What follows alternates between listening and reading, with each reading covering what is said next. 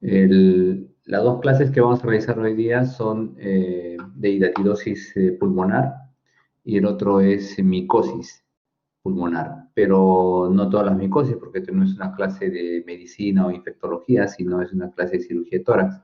Entonces, la micosis de importancia fundamental en la cirugía de tórax es la aspergilosis pulmonar, pero dentro de la aspergilosis pulmonar, el aspergiloma pulmonar. Eso es lo que vamos a tratar, son dos. En la primera media hora o la primera mitad de la clase vamos a hablar sobre hidatidosis y la segunda mitad sobre aspergiloma. Estoy esperando que continúen ingresando sus demás compañeros para poder empezar. Mientras vamos pasando esto. Muy bien, voy a compartir la pantalla para que ustedes puedan ver.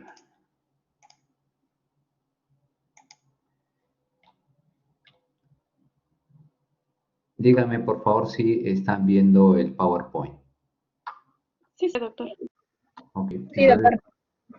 Lo voy a poner en pantalla completa y lo que quiero de ustedes es de que si tienen alguna pregunta que hacer durante el desarrollo de la clase, no importa, háganla, interrumpan, pregunten, porque a veces cuando uno tiene dudas o preguntas o aportes o aclaraciones, si uno espera al final, a veces uno se olvida y se pasó la oportunidad de hacerlo. Entonces, puede interrumpir sin ningún problema. Ok, vamos a compartir, vamos a poner en pantalla completa. Lo que vamos a hacer ahora es hablar sobre hidatidosis pulmonar. La primera parte de este tema, vamos a hacer un recuerdo de lo que ustedes han estudiado en el pasado y la segunda mitad sobre la cirugía torácica en sí. ¿Se acuerdan de que la hidatidosis pulmonar como definición tiene que es una infestación zoonótica de localización pulmonar ocasionada por el cesto del género Echinococcus? Es una definición clásica, pero que definitivamente es distinta a la definición de equinococosis, que es un término referido a la infestación ocasionada por los estadios adulto y larvario, es decir, el metacesto. Este estadio adulto es el que ataca o que infesta al hospedero definitivo, y el estadio larvario, o sea, el metacesto, estamos hablando del quiste mismo, es el que infesta al hospedero intermediario y al hospedero casual, que es el ser humano. Muy bien, ustedes conocen que el Echinococcus son pequeñas tenias de 3 a 7 milímetros de longitud y hay pues 4 especies: el Echinococcus granulosus, multilocularis, oligartus y vogeli. De estos 4, el Echinococcus granulosus es el más prevalente a nivel de todo el orbe, a nivel de todo el globo terráqueo. El ser humano es infestado fundamentalmente por las formas quísticas de este Echinococcus granulosus. Esta tenia vive en el intestino del perro, como vuelvo a repetir, mide 3 a 7 milímetros de longitud, es decir, que es posible verlo a simple vista. Los huevos más bien son muy, muy pequeñitos, microscópicos, miden micras de tamaño, de diámetro. No se los puede ver a simple vista. Dentro del huevo se encuentra el embrión hexacanto, que es el elemento infestante que en el hospedero intermediario o en el ser humano se forma el quiste hiatídico. Cuando este quiste hiatídico se forma, en su interior tenemos los elementos infestantes por el hospedero definitivo, que es el perro, y los protozoales son estos elementos infestantes que, al ser ingeridos por el perro, se transforman en el intestino de este en tenia, y así esto es el ciclo biológico de este parásito. Todo esto ya lo han aprendido antes. La tenia adulta tiene pues 3 a 4 proglótides, ¿no? Y la última, esta de aquí, contiene 100 a 1500 huevos. La cabeza, llamada Scolex, tiene pues 4 ventosas, estas que están en esta zona, que son las que absorben los alimentos dentro del intestino del perro y se adhieren a este intestino a través de su doble corona de gancho, llamada rostelo. Aquí les he puesto una imagen en la esquina inferior derecha de su pantalla, donde hay un pequeño segmento de intestino de perro que ha sido evertido, es decir, la mucosa intestinal es la que estamos viendo en la superficie, y vean cuántas tenias están prendidas de esta mucosa, o sea, son decenas de tenias en este segmento. Imagínense en el resto del intestino. Estas tenias, como ven aquí en la esquina inferior izquierda de su pantalla, esta tenia está adherida, pues, a través de su rostelo a la mucosa intestinal entre las vellosidades intestinales. Muy bien, el huevo, como les he mencionado, es microscópico, mide 30 a 40 micras de diámetro, tiene una doble capa protectora, es decir, la capa más externa es la capa más importante para este parásito, que es el embrióforo. Dentro se encuentra el embrión hexacanto, que es el parásito mismo, o también llamado oncósfera. En el ciclo biológico, aquí tenemos al perro, que sobre esta figura del perro hemos puesto una sola tenia, pero que representa las decenas o cientos de tenias que puede haber en el intestino de este perro. Al defecar, este perro elimina los huevos en el pasto, en el agua de las zonas donde defeca, en las zonas rurales también, en las zonas citadinas igualmente. Este huevo del parásito es ingerido por el ganado vacuno, ovino o porcino, y en ello se forma el quiste diatídico. Cuando estos animales son sacrificados para la alimentación humana, estas vísceras donde se encuentran estos quistes diatídicos, como en las zonas pulmonares, hepáticas, etc., son vistas por los matarifes y se las dan a los perros como alimentos, cuando deberían estas vísceras ser quemadas, pero el ser humano contribuye a cerrar el ciclo biológico en condiciones de ciudad. Estos huevos infestan también al ser humano, y el ser humano se comportaría como hospedero intermediario, pero es llamado hospedero casual. En él desarrollan estos quistes fundamentalmente o principalmente en el hígado y en los pulmones. Puede también estos quistes formarse en cualquier parte de la economía del humano, siempre y cuando haya shunts de derecha a izquierda, es decir, algunas comunicaciones anómalas que produzcan que la sangre del lado derecho del sistema circulatorio pase al sistema circulatorio sistémico, o sea, la zona arterial, y a partir de allí se distribuya este parásito hacia toda la economía. Pues puede haber quistes debajo de la piel, en el cerebro, en el hígado, pero en el riñón, en otras partes, en el corazón también. Pero esto es muy raro. Muy bien, ahora vamos a ver cómo está constituido el quiste. Si ustedes observan esta figura del lado izquierdo, esta zona amarilla, esta capa amarilla es la membrana adventicia, ¿no? Que es una capa, es una de las 3 capas descritas, pero esa capa no es propia del parásito. Esta membrana adventicia es formada por el proceso inflamatorio del hospedero, es decir, por elementos de la inflamación. Estamos hablando de macrófagos, monocitos, citos, etcétera, y que está encargada de impedir que el parásito se disemine, en este caso en el pulmón. La segunda capa es la que ustedes están viendo en su interior, es la membrana cuticular. Es una membrana blanquecina, de color blanco nacarada, y que es una membrana permeable que deja pasar los alimentos provenientes del pulmón, pero impide que el líquido diatídico que está dentro salga hacia el exterior. Dentro de esta capa cuticular tenemos la membrana germinativa, es esta acá, la más de color negrito. Es totalmente irregular, pero es muy frágil, es muy deleznable a la palpación. Y dentro se encuentra el líquido hidratídico llamado cristal de roca y también la arenilla hidratídica. Además, podemos encontrar dentro de este líquido las vesículas germinativas, los protoescoles, que son los elementos infestantes. Cuando el perro ingiere este quiste, ingiere estos protoescoles, y son los que van a producir la formación de la tenia en el intestino del perro. Aquí tenemos un corte histológico donde vemos la membrana cuticular, que es todo esto que está pintado en un rosado tenue, ¿no? Y esta zona de aquí es la membrana germinativa, y miren ustedes, todos estos son los protescoles que están allí dentro del líquido cristal de roca. ¿Cómo se contaminan las personas? Vemos aquí los perritos se lamen el ano, luego se lamen el pelambre, y el ser humano acaricia a su perrito que no lo ha desparasitado, y este puede contraer esta enfermedad, esta parasitosis. O si lo agarra y no se lava las manos y come con las manos sucias, entonces está comiendo los huevos del parásito, y así también es una forma de adquirir la parasitosis en situaciones citadinas, en las ciudades.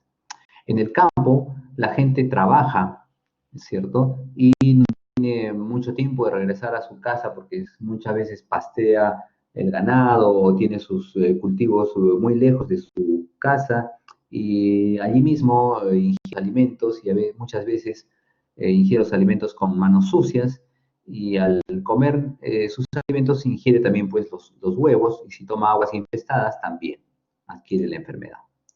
De tal manera que los huevos ingresan al sistema digestivo del ser humano por los jugos gástricos e intestinales. Estas dos capas del huevo se destruyen y sale o se libera el embrión hexacanto hacia la luz del intestino. Y una vez liberado ese embrión hexacanto en la luz del intestino, pasa hacia el hígado, los elementos infestantes, los protoescólex, o atraviesan ese segundo filtro, ¿no? Van hacia el circuito pulmonar y se pueden alojar en alguno de los dos pulmones. Las zonas más localizadas o más frecuentes donde se forman los quistes ciatídicos son en los tercios inferiores de ambos pulmones, porque allí hay mayor irrigación pulmonar. Una vez que el protoescólex ha llegado al pulmón, entonces se forma el quiste diatírico. Este quiste diatírico va creciendo progresivamente, incluso se va haciendo campo entre los bronquios, los va luxando incluso, y en estas zonas va haciendo compresión contra la pared bronquial, y les va a producir pues orificios por isquemia a ese nivel. Entonces, estos orificios establecen una comunicación virtual, aún no real, entre la luz de los bronquios y la membrana, y el quiste diatírico. Estamos diciendo que es una comunicación virtual porque, si bien es cierto, se ha producido un orificio también en la membrana adventicia, que es propia del pulmón del paciente, más no se ha producido una ruptura de la membrana cuticular, por lo tanto, esta membrana cuticular estaría obstruyendo la comunicación bronquial. En este crecimiento quístico, como ustedes ven, el paciente hasta ahí puede no estar sintiendo absolutamente nada, puede estar asintomático. Entonces, y puede tener quistes pequeños o un poco grandes sin sentir ninguna sintomatología. Y muchos de los diagnósticos en esta etapa preclínica, son simplemente por un hallazgo radiológico. Cuando se toma una radiografía para un examen físico, el ingreso a unas Fuerzas Armadas, a una institución, un hospital, para sacar un certificado médico, etcétera. Toman una radiografía y por sorpresa se dan cuenta de que tiene un quiste diatírico sin saber. Entonces, esta es la etapa asintomática del quiste diatírico. Cuando el quiste diatírico creciendo, o cuando el paciente se cae, tiene golpes o algo pasa o hace maniobras de valsalva intensas, carga objetos pesados, la membrana cuticular puede ser desplazada si es que el aire de la zona del interior de los bronquios diseca entre la membrana adventicia y la cuticular.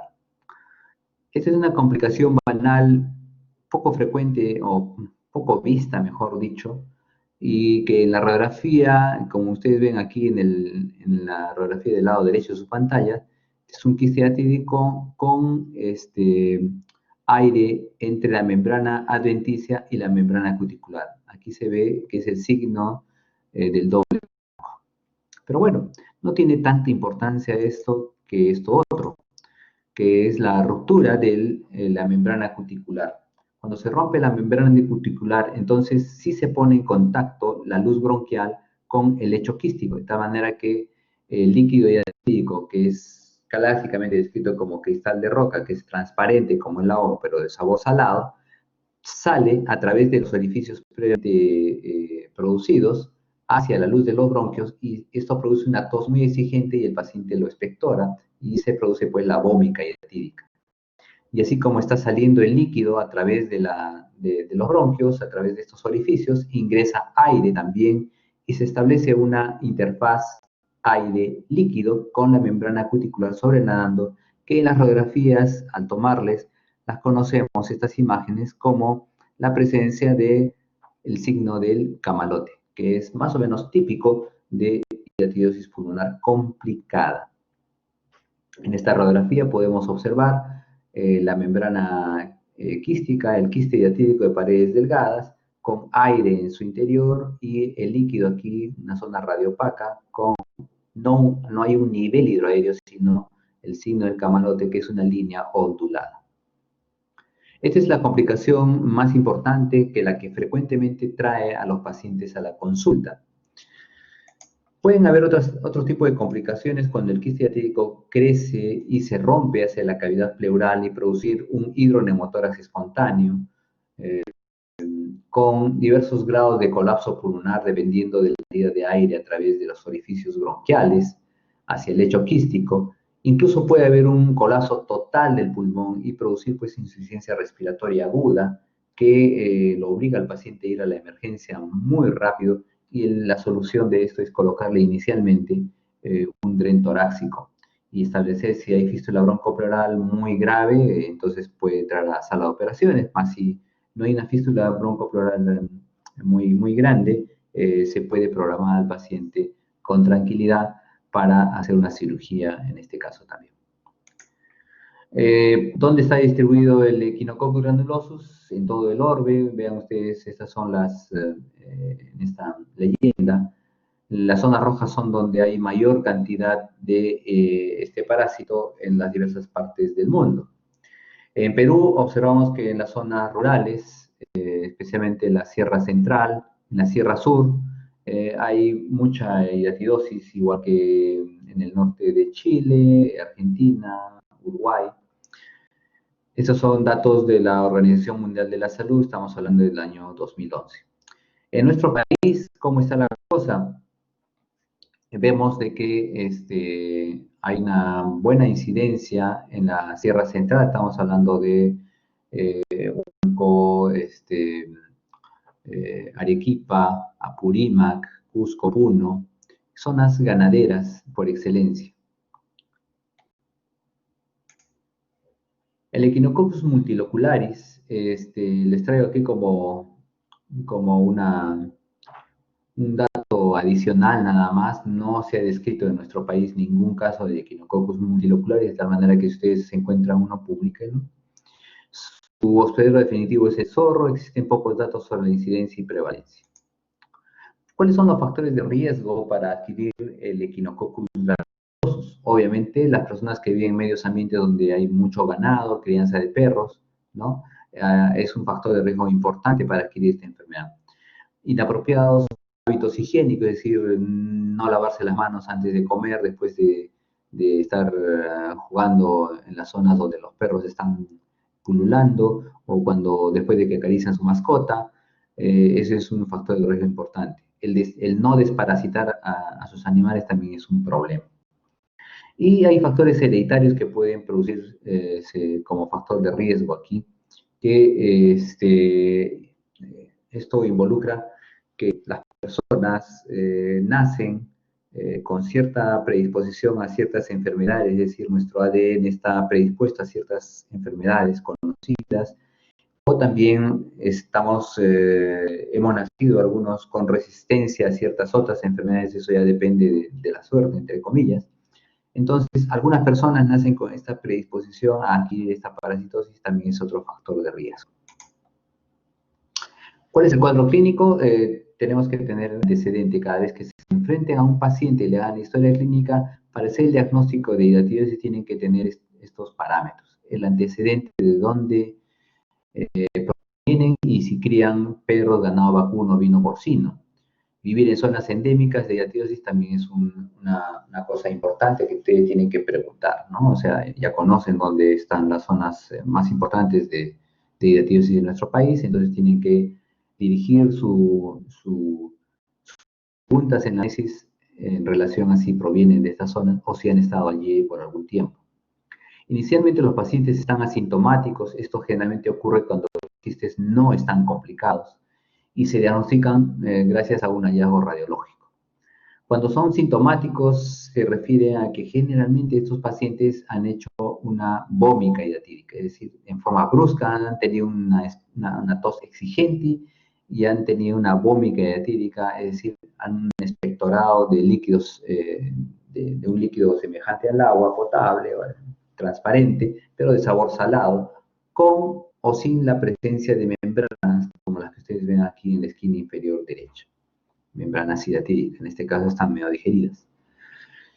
La disnea puede estar presente generalmente en niños o pacientes en donde han tenido quistes hidatídicos grandes, muy grandes, se han roto, han expectorado, pero también el líquido hidatídico se ha ido a otras zonas del pulmón y producen una disminución de la ventilación, entonces se produce disnea. Algunas veces esto puede producir anafilaxia, pero hablando de hidatidosis pulmonar, la anafilaxia es poco frecuente o es mucho menos frecuente que la anafilaxia que ocurre en quistes abdominales. Posteriormente, después a la vómica hidatídica, el paciente se vuelve un tosedor crónico, empieza a expectorar líquido blanquecino, o mejor dicho, transparente por una semana y media, y después empieza la expectoración a cambiar de aspecto, a hacerse una expectoración mucopurulenta. ¿Por qué? Porque ya se va contaminando ese lecho quístico por gérmenes comunes y se va volviendo pus, se va formando la pus, y después de esas 2 semanas empieza una expectoración francamente purulenta, lo cual a veces desvía el curso de la sospecha diagnóstica. En muy pocos casos, especialmente en quistes hidatídicos complicados de larga data, puede producirse hemoptisis, que generalmente es de pequeña cuantía, pero algunas veces hemos visto hemoptisis severas en los quistes hidatídicos. Es muy poco frecuente la hemoptisis en hidatidosis. Cuando, vuelvo a repetir, los quistes hidatídicos se rompen hacia la cavidad pleural, se produce un hidronemotórax agudo, espontáneo, y es una emergencia tratarlos. Hay que llevarlos a emergencia, colocarles un dren pleural y evaluarlos y ver si se necesita una cirugía inmediata o se los opera en forma arreglada. ¿Qué condiciones tenemos si no operamos a los pacientes con quiste hidatídico, hidronemotórax, fístula broncopleural o empiema pleural? Y también puede producirse muerte por hemoptisis severa, asfixia por ahogamiento con el líquido hidatídico o anafilaxia, que es raro. ¿En qué se basa nuestro diagnóstico? En una historia clínica bien hecha, en donde tengamos que tener no solamente la sintomatología clínica, sino también los antecedentes epidemiológicos. El otro pilar son la imagenología, es decir, la radiografía de tórax, la tomografía de computarizada, en donde radiografía de tórax debemos pedir a todos los pacientes. Y la tomografía solo se pide en los pacientes en donde tenemos sospecha diagnóstica, duda diagnóstica, o haya patologías concomitantes que establecer, o planificar la cirugía en casos bastante complejos. Los quistes hidatídicos no complicados, ¿cómo se ven en la radiografía de tórax simple? De hecho, no me debo olvidar de decirles de que la radiografía de tórax deben pedir ustedes en la incidencia frontal y en la lateral, es decir, una radiografía posterior anterior y otra lateral. Los quistes hidatídicos no complicados se ven como unas radiopacidades redondeadas, homogéneas, o sea, de bordes nítidos, rodeados de parénquima pulmonar normal, y los complicados puede verse un neumoquiste perivesicular, signo del doble arco o signo del cauti. Vamos a ver cómo se ve esto. Aquí tenemos dos radiografías, una posterior anterior y otra lateral. En la posterior anterior es una paciente que, vean ustedes, tiene un quiste gigantesco en el hemitórax derecho y otro en el hemitórax izquierdo. Pero además hay otro quiste por debajo, aquí por encima del diafragma derecho y aquí otro quiste por encima del diafragma izquierdo. ¿Cuáles son las características típicas de los quistes hidatíricos vistos en la radiografía de tórax? Deben ser de bordes muy bien definidos, pueden ser de forma ovalada o redondeada. La radiopacidad es homogénea, como ustedes ven aquí, y generalmente el parénquima pulmonar alrededor está sano, ¿no? Igual en esta zona de acá. ¿Cómo son los quistes hidatíricos complicados? Aquí esta es una paciente que tenía varios quistes hidatíricos complicados, de manera que ven ustedes imágenes quísticas con niveles hidroaéreos en varias zonas aquí, tanto en el hemitórax derecho como en el hemitórax izquierdo. Su tomografía es la que ustedes observan acá. Vemos, a ver, en esta zona de aquí. Vamos a ver aquí. Podemos observar en este corte inicial quistes hidatíricos complicados, ¿no? Vean ustedes, quistes hidatíricos complicados, otros no complicados y otros complicados. O sea, de esta forma se pueden ver los quistes. Aquí les muestro la secuencia de un solo paciente que tiene un quiste hidatírico gigantesco que ocupa todo el hemitórax derecho, es decir, todo el pulmón derecho está totalmente colapsado. El quiste va desde el ápice hasta la base, su diafragma. Alguien puede decir, pero esto puede ser un hidroneumotórax y no ser un quiste hidatírico. Si ustedes observan aquí, el seno costodiafragmático aparenta estar libre. Entonces le tomamos una radiografía lateral y vean ustedes, aquí está el seno costodiafragmático posterior libre. Entonces, esto se refiere a un quiste.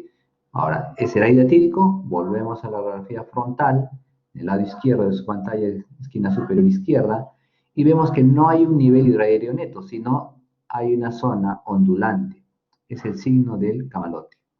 Vamos hacia la zona lateral de la radiografía y vemos aquí está la membrana cuticular sobrenadando con aire en su interior. La tomografía de ser computarizada de esta paciente, vemos aquí que no es una línea recta, está en una zona ondulada, pero si ustedes observan debajo del líquido, dentro de esta zona radiopaca, es el líquido, vemos unas líneas encarrujadas, esas son las membranas hidatíricas que están sobrenadando. En esta otra vemos la zona ondulante del quiste hidatírico gigantesco. Y en este corte coronal vemos el quiste hidatírico que está desde el ápice hasta el diafragma, con la membrana cuticular sobrenadando allí en su interior.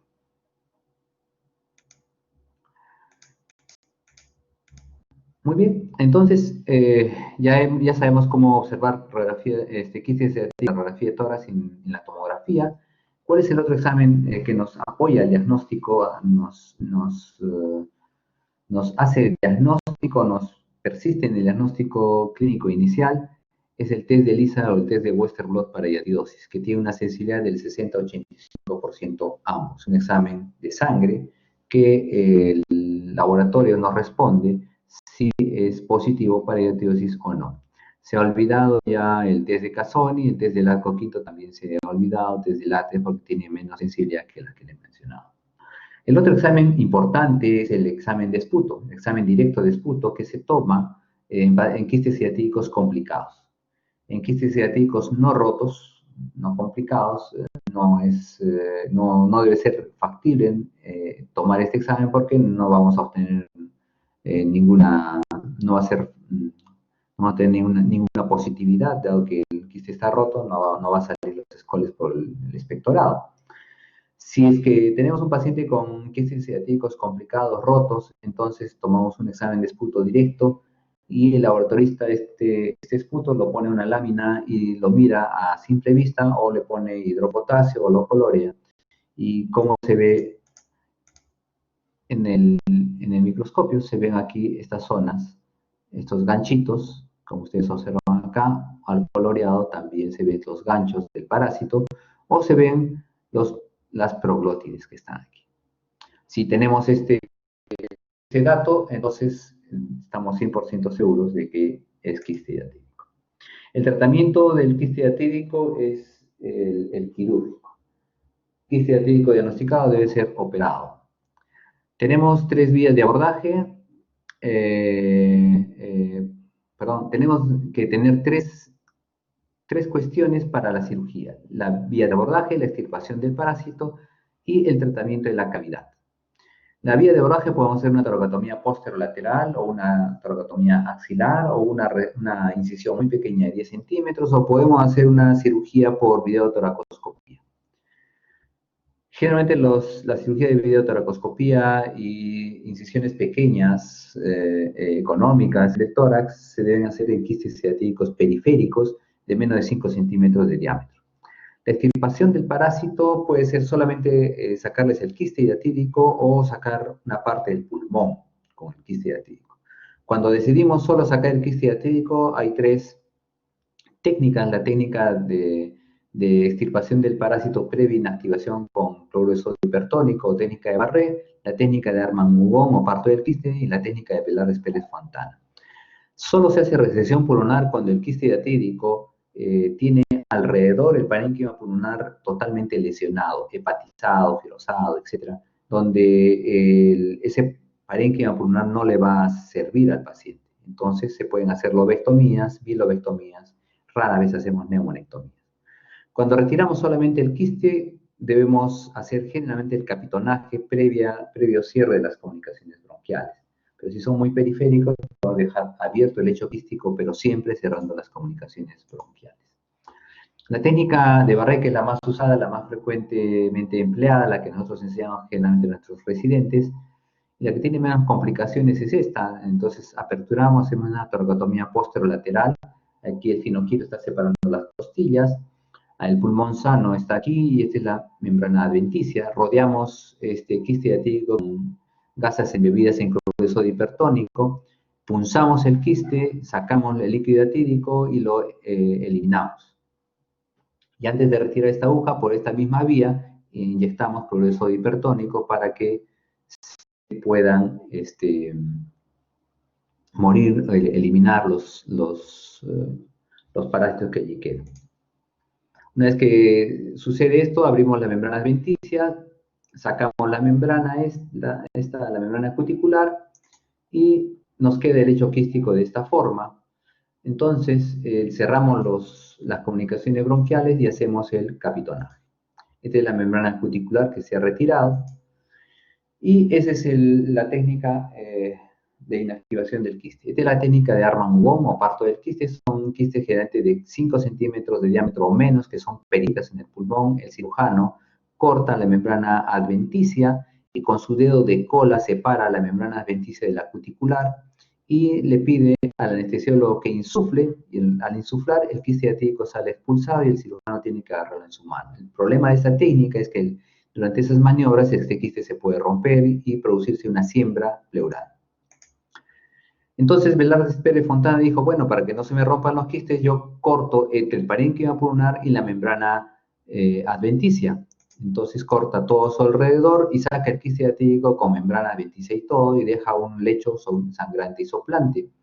Entonces esto hay que hacer hemostasia, suturar. El problema de esto es que puede haber sangrado o fístulas broncopleurales. Complicaciones postoperatorias, menos del 5%, hemorragia, fuga de aire prolongado, fístula broncopleural, empiema, siembra pleural. La mortalidad es baja en nuestros casos del 0.5%. Tratamiento médico, es decir, con albendazol a estas dosis o praziquantel a estas otras dosis que ustedes ven aquí abajo, se dan como coadyuvante al tratamiento quirúrgico, es decir, un mes antes y 2 meses después de la cirugía, con descanso de 15 días entre el primero y segundo mes, o se da cuando los pacientes tienen hidatidiosis múltiple, decenas de quistes hidatídicos en pulmones. Ahí se puede dar esto. ¿Alguna pregunta?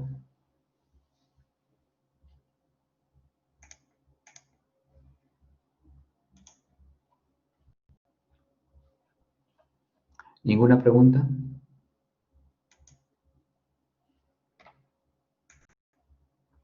Entonces vamos a hablar ahora sobre aspergiloma pulmonar. Vamos a compartir pantalla.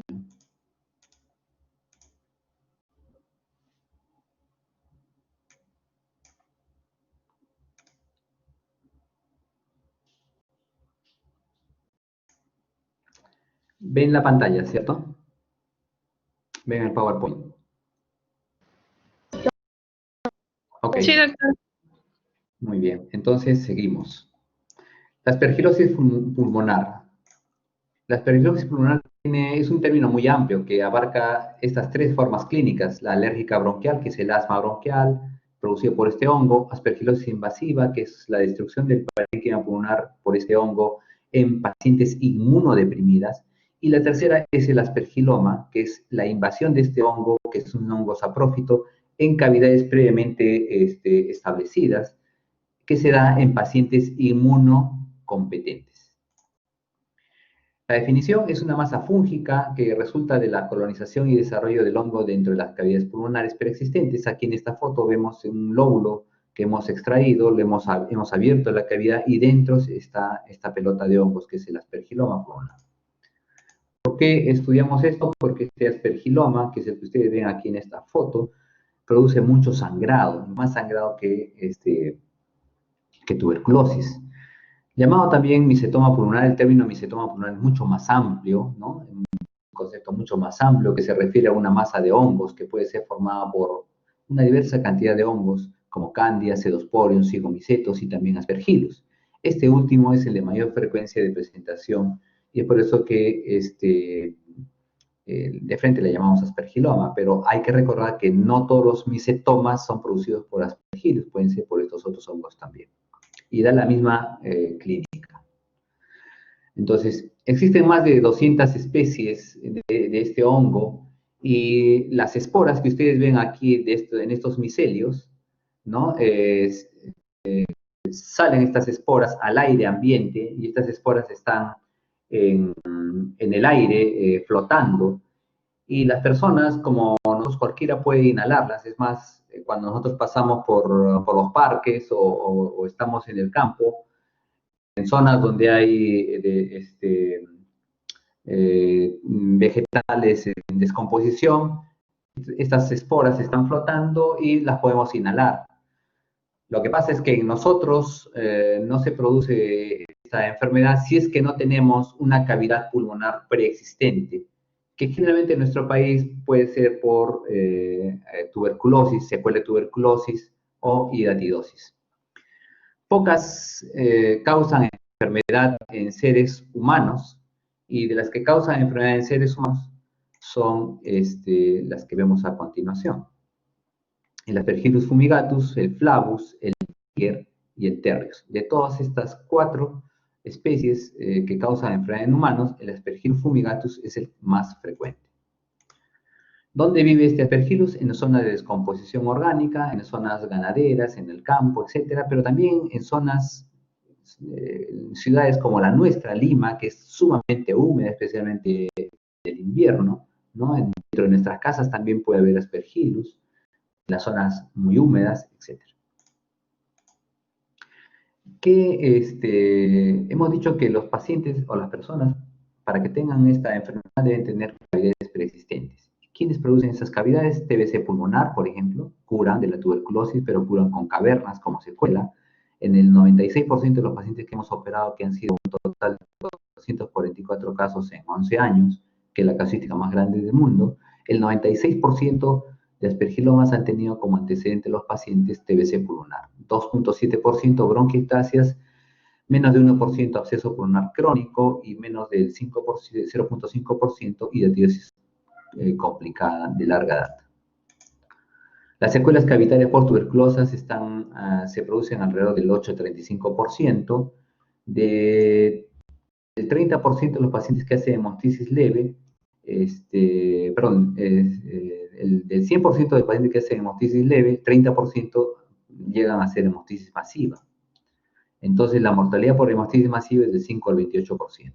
Entonces, quiero decir con todo esto que los pacientes deben ser tratados oportunamente porque este hongo es capaz de producir hemostasis masiva en estos porcentajes y causar la muerte. Las esporas se inhalan por vía aérea, ingresan a las cavidades pulmonares preexistentes y estas esporas se convierten en una pelota de hongos que va creciendo progresivamente y va tomando la forma de la caverna. Esto, la pelota de hongos causa pues sangrado dentro de la cavidad y esta, como está en comunicación con los bronquios, produce pues hemoptisis. Esta es la fisiopatología de esta enfermedad. ¿Qué causa hemoptisis? Porque todas las cavernas, cuando se produjo la tuberculosis, por ejemplo, como antecedente, estas cavernas fueron irrigándose muy exhaustivamente con ramas de neoformación a partir de las arterias bronquiales. Pero no solamente a partir de ellas, sino también ramas de neoformación a partir de las arterias intercostales penetran al pulmón e irrigan estas cavernas. O también ramas de las arterias mamarias, o también ramas de las arterias subclavias. Entonces tiene una irrigación muy importante a presión alta. Los aspergilomas se localizan principalmente en los lóbulos superiores en nuestro país porque tenemos alta incidencia de tuberculosis. Casi, si ustedes suman, casi el 80% de los pacientes que hemos operado hemos encontrado aspergiloma en los lóbulos superiores y en el resto de los lóbulos en menor porcentaje. Se clasifican en simples y complejos. Los simples son aspergilomas que se producen en cavidades aisladas, es decir, bulas, ¿no? Con parénquima pulmonar circundante normal. Y como ustedes ven aquí, esta tomografía, un aspergiloma y el parénquima pulmonar alrededor normal. Y los complejos son aspergilomas que se forman dentro de cavernas, especialmente después de una enfermedad tuberculosa, donde las paredes son muy gruesas y irregulares, el parénquima alrededor está totalmente dañado. Y esta clasificación tiene importancia porque los que tienen aspergilomas simples tienen poca sintomatología y los aspergilomas complejos tienen una gran sintomatología. Pero no solamente ello, la importancia de la clasificación de que los aspergilomas simples tienen menos complicaciones postoperatorias que los complejos. Desde el punto de vista de nuestro estudio que hemos hecho, el 59% de los pacientes que hemos operado han sido varones, y el grupo etario más frecuentemente comprometido estaba entre los 20 y 29 años de edad, de 30 a 39 años de edad, que es una población económicamente activa, y esto está en relación a la tuberculosis pulmonar que tuvieron en el pasado estos pacientes. ¿Cuáles son los signos síntomas que produce aspergiloma pulmonar? Hemoptisis fundamentalmente y tos, ¿no? En menos proporción, expectoración purulenta. Pero aquel paciente que tiene tos y hemoptisis no es necesariamente tuberculosis, puede ser también aspergiloma pulmonar. Acuérdense que aspergiloma produce más hemoptisis que tuberculosis incluso. Algunos tienen resolución espontánea, eso dicen los libros, menos del 10%. La mayoría persisten, más del 50% origina hemoptisis, ya sea leve o moderada, o también hemoptisis masiva. La radiografía de tórax, tenemos aquí en una radiografía simple, vemos una cavidad en el lóbulo superior derecho.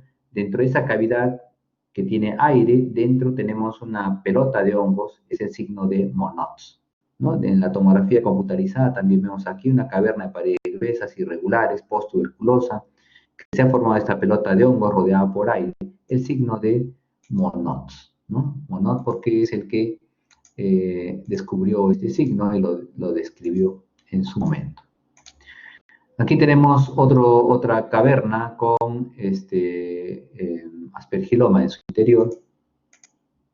Y aquí otro paciente nuestro que vemos el lóbulo superior totalmente dañado, dentro un contenido, en este caso medio irregular, parece que pueden 2 o 3 aspergilomas. Vemos aquí la tomografía de este paciente, el aspergiloma en esta zona, rodeado por aire, y ahí también. Las cifras de Aspergillus, vistas al microscopio simple, se ven así, con tinción, y los cultivos se ven de esta otra forma, que nos hace el diagnóstico etiológico. ¿Por qué operamos este tipo de enfermedades? ¿Por qué no solamente le damos antifúngicos orales por vía endovenosa, tenemos anfotericin B, etcétera? porque estos medicamentos, estos antifúngicos, no llegan en concentraciones inhibitorias mínimas adecuadas como para matar el hongo. Las paredes de la caverna, de las cavidades, protegen al hongo y de tal manera que no llegan los medicamentos en forma adecuada. Entonces los pacientes mueren más con tratamiento médico que los pacientes con resección pulmonar. Los pacientes con resección pulmonar tienen la oportunidad de vivir mucho más, en mayor proporción que los de tratamiento médico. ¿Qué hacemos con los pacientes con aspergiloma pulmonar diagnosticados? Tenemos dos vías, aptos, los dividimos en aptos para la resección pulmonar y los que no son aptos para la resección pulmonar. Los aptos para la resección pulmonar son aquellos que tienen hemoptisis leves o moderadas y los que tienen hemoptisis masiva, pero que tienen una capacidad vital forzada mayor del 50% y un BF1 mayor de 1000 centímetros cúbicos. Esos pacientes son aptos para la resección pulmonar. Los que tienen moderada o leve se operan en forma electiva y los que tienen hemoptisis masiva se operan de emergencia. Los que no son aptos para la resección pulmonar, ya sea que tengan hemoptisis leve, moderada o severa, entonces hay diversas técnicas que son paliativas, como por ejemplo la embolización de las arterias bronquiales, aspergilectomía, plombaje más catéter. Pero son técnicas que disminuyen el sangrado, pero no lo curan al paciente. En cambio, la resección pulmonar sí es curativa. En nuestro caso, hemos hecho cirugía electiva en el 91% de 444 casos y cirugía de urgencia 9%. Y aquí vemos una toracotomía posterolateral, la espalda del paciente es esta, la cabeza está aquí arriba, los pies hacia acá abajo, el pecho está en esta zona. Se hace una incisión posterolateral en esa itálica, una incisión típica, clásica. Se apertura el tórax y vean ustedes que el pulmón se está siendo dividido, está siendo separado por este electrocauterio de la pared torácica, que es todo esto. Aquí vemos en esta otra imagen de la esquina inferior izquierda, vemos un pulmón izquierdo totalmente destruido por la tuberculosis, está hemoptizando este paciente y dentro hay cavernas conteniendo el aspergiloma pulmonar. Esta zona de aquí es el mediastino, de tal manera que a este paciente se le está haciendo una neumonectomía izquierda. Aquí ya se retiró el pulmón, de tal manera que todo esto es el pericardio, este es la aorta, el callado de la aorta, esta es la aorta descendente, y aquí se ha cortado el bronquio principal izquierdo, está siendo suturado por estos hilos de color morado. Todo el bronquio está siendo suturado previa ligadura de los vasos pulmonares. Luego se cierra el tórax colocando un solo dren en estos casos. Aquí tenemos, no sé si es que no da este video, bueno. El procedimiento quirúrgico que hacemos, la mayoría de veces hemos hecho 54% de los casos, hemos hecho lobectomía, 20% neumonectomía y el resto porcentaje este tipo de resecciones o combinación de resecciones. Las piezas quirúrgicas de nuestros pacientes, aquí tenemos una con formol, este es un lóbulo superior izquierdo, aquí está la língula, pero en la parte superior tenemos 3 misetomas, uno aquí, un segundo en esta zona y un tercero aquí. Este es un lóbulo superior más fresco, le hemos tomado una foto, hemos abierto la cavidad y pueden ustedes observar el aspergiloma de este otro color medio amarillento. Aquí otra pieza quirúrgica donde hemos abierto la caverna y en su interior se encuentra este aspergiloma. Complicaciones, 25% o casi 26% de los pacientes se complican porque es una de las cirugías más complejas que existe, muy sangrante, tenemos una duración de 6, 8, 10 horas, 12 horas incluso de cirugía en algunos pacientes, es muy compleja esa cirugía. El que opera esto puede operar cualquier cosa en cirugía pulmonar. Tenemos infección de herida operatoria, el 20%, empiema pleural 18%, cavidad residual pleural 17%. Estas complicaciones son muy bajas respecto a la literatura internacional.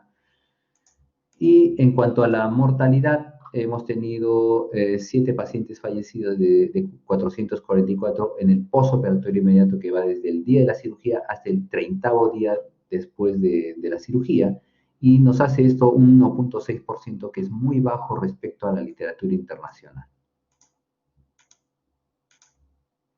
Estas son las estadísticas de nuestro estudio que hemos hecho hace muchos años, de 444 casos operados en este periodo de tiempo, comparado con la literatura reportada a nivel internacional.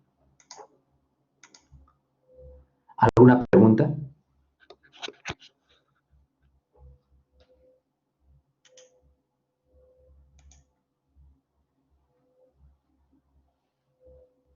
Doctor, una consulta. Sí. Usted había mencionado que cuando no se le puede realizar tratamiento quirúrgico se hace el plumbaje. ¿En qué consiste eso? Muy bien, el plombaje es una técnica muy antigua que se hizo en los albores de la cirugía torácica cuando no se podía hacer resección pulmonar porque no se tenía la tecnología como para resecar una parte del pulmón y luego cerrar el tórax y hacer que se expanda el pulmón y los pacientes fallecían. Entonces era casi un tabú abordar el tórax en aquellos tiempos. Estamos hablando de los inicios de los años 1900. Entonces, ¿qué se hacía? En ese tiempo la tuberculosis estaba campeando y no se tenía tampoco medicamentos para combatir la tuberculosis. Entonces, una de las técnicas que se empleaba en aquellos años, hace más de un siglo, es hacer el plombaje. El plombaje consistía en hacer una incisión en una de los espacios intercostales, generalmente en el cuarto espacio o tercer espacio intercostal a nivel de la zona axilar o en la zona anterior del tórax. Y a través de ese espacio, de esa incisión, se resecaban dos segmentos de costilla pequeños, de 6 a 10 centímetros de longitud, y se hacía por disección se disecaba entre la pleura parietal y la fascia endotorácica, que es la fascia muscular. De tal manera que no se entraba la cavidad pleural y por fuera se bajaba toda la pleura parietal y se la aplastaba, aplastando obviamente el pulmón con la caverna. Y se colocaba, en ese tiempo colocaban pelotas de lucita, posteriormente se utilizó pelotas de ping-pong, yo todavía he llegado a colocar pelotas de ping-pong estéril ahí haciendo plombajes. Eso se hacía en el pasado para combatir la tuberculosis. Pero hoy en día esa técnica se utiliza para estos casos en los cuales los pacientes no pueden ser resecados una parte del pulmón porque tienen unas pruebas de función ventilatoria muy venidas a menos, que si se les reseca una parte del pulmón, los pacientes van a salir del postoperatorio con insuficiencia respiratoria, es decir, van a estar en cama, si levantan el brazo para llevarse una cucharilla a la boca, es como haber corrido 100 metros planos para ellos, van a tener una crisis terrible. Entonces, en esos casos, si se les saca el pulmón, se los convierte en inválidos respiratorios y se mueren por insuficiencia respiratoria, claro. Entonces, para evitar la resección pulmonar, se hace esa técnica, se baja la pleura parietal y se les coloca pelotas de ping-pong estériles, pero antes de colocar la pelotita de ping-pong, nosotros hemos diseñado una técnica de colocarles un catéter dentro de la cavidad que contiene los aspergilomas, un catéter venoso central, y lo sacamos por contrabertura en la zona anterior del tórax, a nivel de la línea medio clavicular, segundo espacio intercostal, y aplastamos esa cavidad con las pelotitas, cerramos los músculos, el tórax en realidad, y las próximas 2 semanas le inyectamos directamente hacia la caverna anfotericin B. Esto no es curativo, sí disminuye el sangrado. Nosotros hemos tenido 4 a 8 pacientes así que hemos hecho esta técnica. Aún no la hemos publicado porque consideramos que es muy poco para publicarlo. Pero hemos disminuido el sangrado y son pacientes que se iban a morir por hemoptisis masiva. En el pasado se utilizaba esta técnica de plombaje para evitar la toracoplastía, que implica retirar costillas, que es una técnica deformante. Esta toracoplastía tiene también la finalidad de aplastar el parénquima pulmonar enfermo y hacer que las cavernas Z se aplasten. Pero esta es una técnica deformante. Entonces el plombaje se utiliza para evitar la deformación del tórax. Gracias, doctor. Ok, ¿alguna pregunta más?